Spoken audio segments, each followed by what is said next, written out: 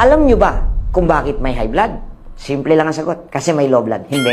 Ang pinagmulan ng high blood, unang-una, ang maling lifestyle natin. Kaya siya tinawag na high blood. Tumataas ang daloy ng presyon ng dugo.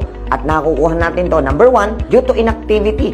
Number 2, sa pagkain ng matatabang pagkain na nagdudulot ng plaques para humarang sa daluyan ng dugo. Ngayon, anong pinakamagandang remedy? Number 1, bring back the activity in your lifestyle. Number 2, iwasan natin ang mga matataas na mataba at makolesterol na pagkain. Number 3, sundin natin ang natutunan nyo na 7 doctors.